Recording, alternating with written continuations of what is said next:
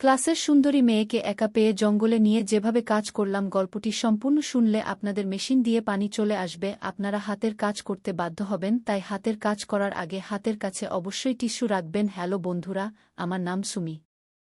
আমি 18 বছর বয়সী এবং এই বাড়িতে 2 বছর ধরে কাজ করছি। এই বাড়িতে মালকিন এবং তার ছেলে রাহুল থাকতেন।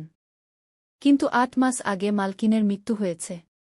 আমাকে এই বাড়িতে মালকিনের সেবার জন্য নিয়োগ দেওয়া হয়েছিল। তার মৃত্যুর পর আমি ভেবেছিলাম তার ছেলে আমাকে কাজ থেকে বের করে দেবে, কিন্তু তা হয়নি। রাহুল আমাকে বলল, তুমি এখনও এখানে কাজ করতে পারো। এটা শুনে আমি খুব খুশি হয়েছিলাম, কারণ আমি গোপনে তাকে পছন্দ করি। যদিও রাহুলের মনে আমার জন্য কী অনুভূতি আছে তা আমি জানি না। আমি তাকে কয়েকবার চোখে চোখ রেখে তাকিয়ে থাকতে দেখেছি, কিন্তু তার মনে আমার জন্য কী অনুভূতি আছে তা জানি না। হ্যাঁ, আমি জানতে চাই। আমি সারাদিন তার বাড়িতেই থাকতাম।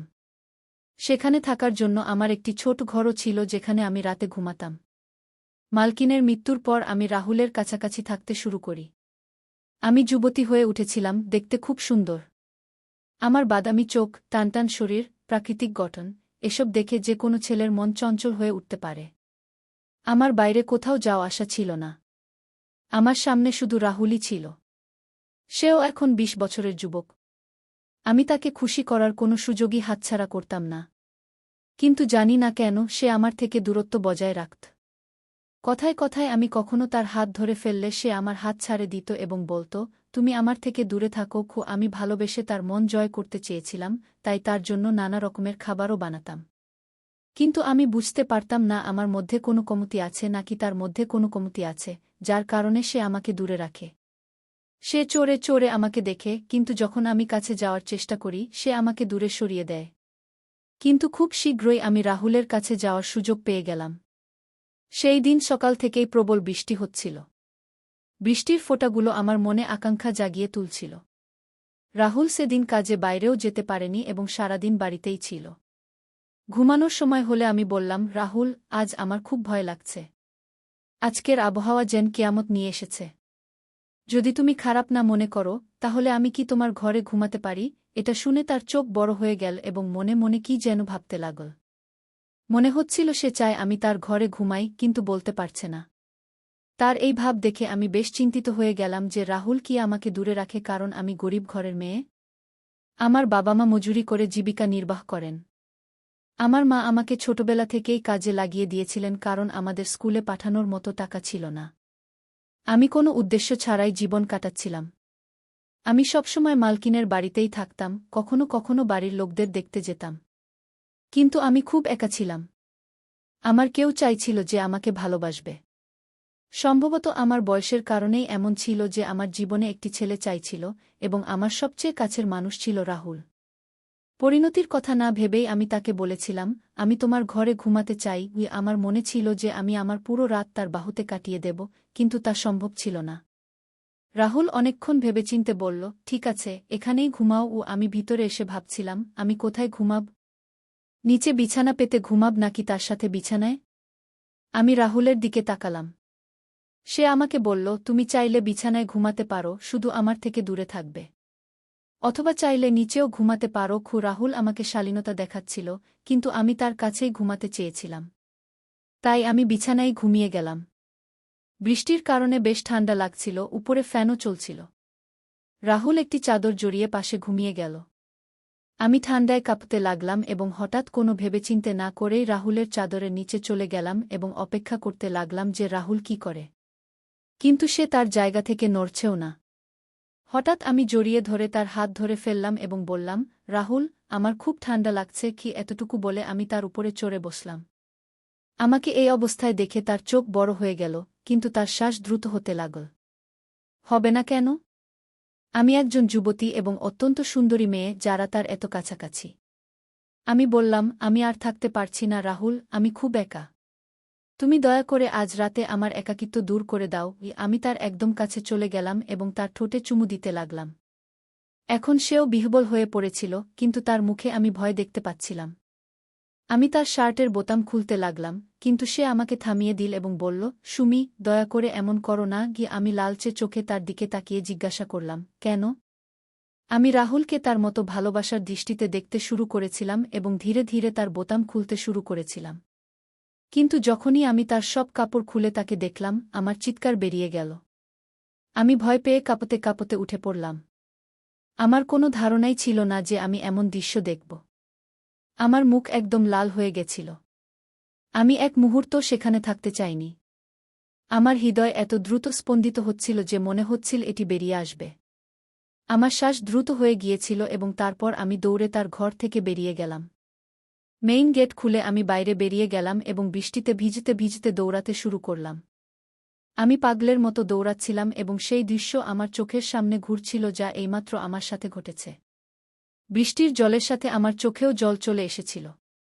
আমি রাহুলকে খুব পছন্দ করতে শুরু করেছিলাম। দৌড়ে দৌড়ে আমি আমার বাড়িতে পৌঁছে গেলাম। যখন আমার মা দরজা খুললেন, তখন আমাকে সামনে দাঁড়িয়ে থাকতে দেখে তিনি একদম বিচলিত হয়ে পড়লেন। তখনই আমার বাবা এসে বললেন, "কি হয়েছে বেটা, এত রাতে এভাবে দৌড়ে কেন আসছ? সব ঠিক তো?" আমার বাবা আমার মাকে ডান্ডাতে শুরু করলেন যে, "তুমি কতবার বলেছি যে এই যুবকের সাথে বাড়িতে কাজ করিও না, কিছু উঁচুনিচু হয়ে যাবে।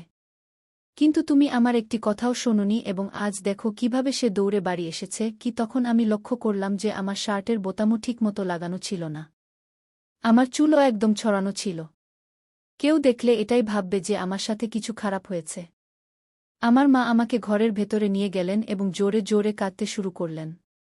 তিনি বললেন, "এটা কি হয়ে গেল?" আমি তাদের কিছু বলতেও পারছিলাম না।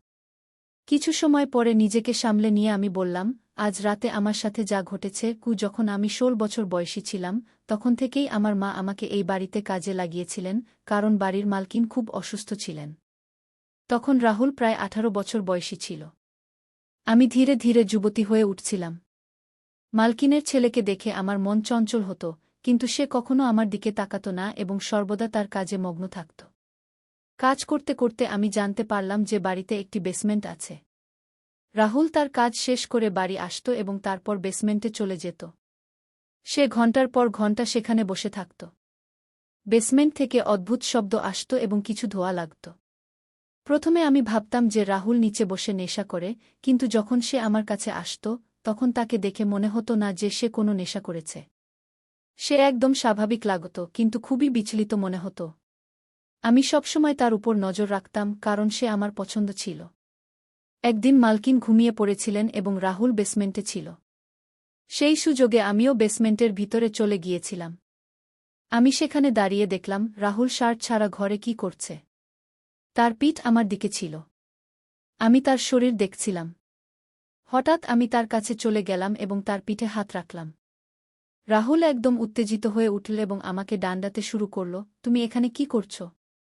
এখান থেকে চলে যাও।" তারপর সে তাড়াতাড়ি তার শরীর ঢেকে নিল এবং আমি তার শরীর দেখতেই পেলাম না। শার্ট পরার পর সে আমার দিকে ঘুরে বলল, "তুমি এখানে কি করছ? আর তুমি আমাকে হাত কেন লাগালে?" সে খুব রাগ করে বলছিল, কিন্তু তার চোখে আমি ভালোবাসা দেখতে পাচ্ছিলাম। আমি তৎক্ষণাৎ তার কাছে চলে গেলাম এবং তার ঠোঁটে চুমু দিয়ে বললাম, "আমি তোমাকে মিস করছিলাম, তাই দেখতে এসেছি।" আমার এই আকস্মিক আক্রমণে সে ঘাবড়ে গেল এবং বলল, "এসব কি?" কিন্তু তার শ্বাস দ্রুত হয়ে গিয়েছিল।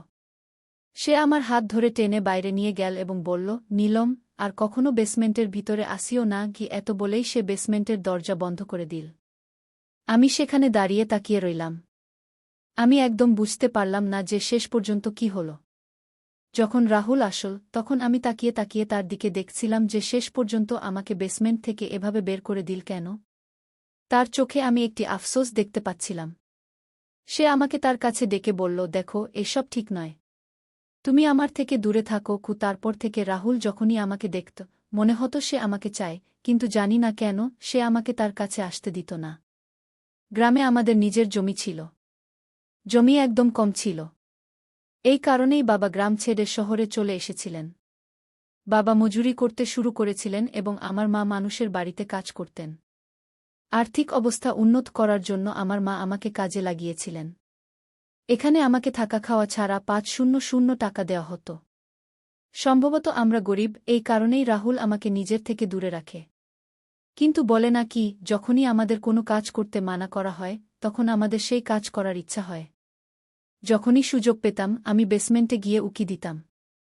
রাহুল যদি দেখে ফেলত, আমাকে খুব ডাকাত। একদিন সাহস করে জিজ্ঞেস করলাম, তুমি সেখানে কি করো? সে আমার প্রশ্নের কোনো উত্তর দিল না। এখন সে বেসমেন্টের দরজাও বন্ধ করে দিত। কিন্তু আজ আমি যা দেখলাম তা আমার হৃদয় বিদারক ছিল। আমি রাহুলের খুব কাছাকাছি ছিলাম এবং তার শার্ট খুলতেই যা দেখলাম তা দেখে আমি ভয়ে কেঁপে উঠলাম। এটাই কি কারণ ছিল যে সে বেসমেন্টে সময় কাটাত এবং শুধু ঘুমানোর জন্য উপরে আসত? শেষ পর্যন্ত এই সব দৃশ্য কি? আমার মা-বাবা কাঁদছিলেন। নিজেকে সামলে নিয়ে আমি বললাম, মা, রাহুল কিছুই ভুল করেনি। আমি তোমাদের মিস করছিলাম। সারাদিন এমন ভয়ঙ্কর বৃষ্টি হচ্ছিল যে আমি একটা খারাপ স্বপ্ন দেখলাম এবং স্বপ্ন ভেঙে যেতেই আমি দৌড়ে তোমাদের কাছে চলে এলাম। রাহুল ভালো ছেলে, সে কখনো আমার দিকে খারাপ দৃষ্টিতে তাকায় না। গিয়ে আমার কথা শুনে আমার পরিবার স্বস্তির নিঃশ্বাস ফেল, কিন্তু আমি তাদের সত্যি বলিনি। সত্য বলার সাহস আমার ছিল না। এর ফলে পরের দিন তারা আমাকে আবার কাজে পাঠিয়ে দিল। সকালে কাজে এসে দেখলাম রাহুল বাড়িতেই আছে। সম্ভবত সে আমার জন্য অপেক্ষা করছিল। আমি তার সাথে কোনো কথা না বলে সরাসরি বাড়ির কাজে লেগে গেলাম। রাহুল আমার আশেপাশে ঘুরছিল। সে ভেবেছিল আমি তাকে কোনো প্রশ্ন করব, কিন্তু আমি কোনো প্রশ্ন করিনি। আমি তার প্রতি ঘৃণা বোধ করতে শুরু করেছিলাম। সন্ধ্যা পর্যন্ত সে আমার পিছে ঘুরতে থাকল। যখন আমার সব কাজ শেষ হয়ে গেল, হঠাৎ সে আমার হাত ধরে ফেলল। সে বলল, আমি তোমাকে সব বলবো, তুমি শুধু বসো। আমি তার দিকে তাকাতে লাগলাম। আমি তাকে পছন্দ করতে শুরু করেছিলাম, কিন্তু কাল রাতের পর আমার হৃদয় ভেঙে গিয়েছিল। এখন রাহুল কথা বলতে শুরু করল।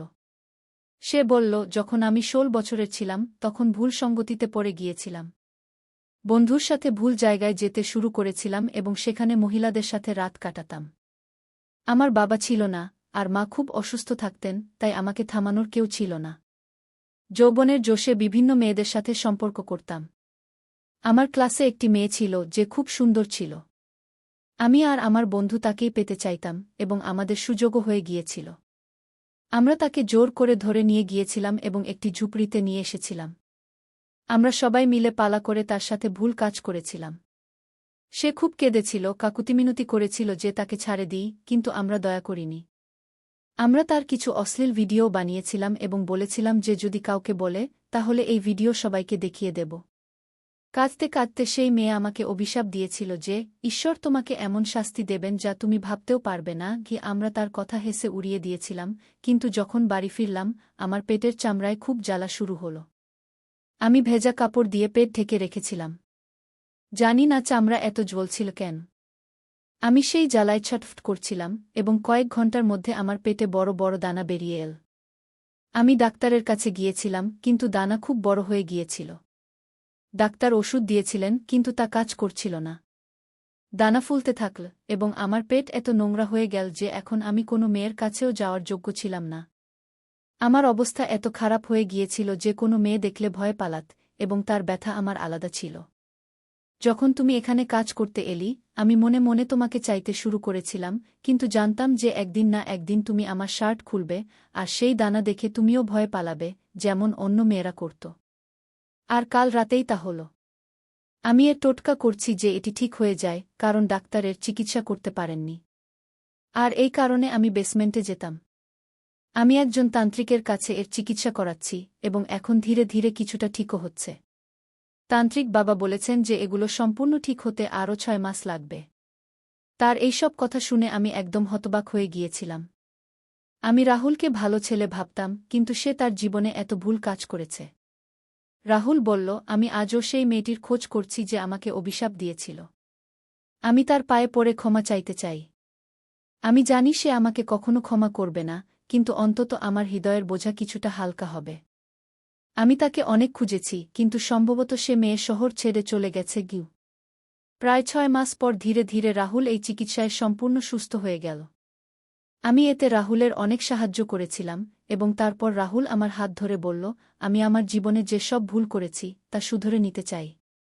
আমি আমি তোমাকে বিয়ে করতে চাই যাতে তোমার জীবনও সুন্দর হয় এবং আমিও তোমার সাথে সুখে শান্তিতে জীবন কাটাতে পারি। সে আমার বাবা মায়ের কাছে আমার হাত চেয়ে নিয়েছিল এবং তারাও খুশি মনে আমাকে তার হাতে তুলে দিতে রাজি হয়ে গিয়েছিল। রাহুল সম্পূর্ণ সুস্থ হয়ে উঠেছিল এবং সে তার শিক্ষা নিয়েছিল যে মেয়েদের সম্মান করা উচিত, তাদের সাথে জোরজবরদস্তি করা উচিত নয়। আমরা একটি শব্দ সমাজে বাস করি এবং আমাদের একসাথে মিলেমিশে থাকা উচিত। আমাদের বিয়ের পর আমরা দুজনে মিলে সেই মেয়েটিকে খুঁজে বের করলাম এবং তার সাথে দেখা করে আমরা ক্ষমা চাইলাম। রাহুল তার কাছে ক্ষমা চাওয়ার পর তার মন কিছুটা হালকা হয়ে গেল। বন্ধুরা, আমাদের এই গল্পটি কেমন লাগলো অবশ্যই আপনারা কমেন্ট করে জানাবেন।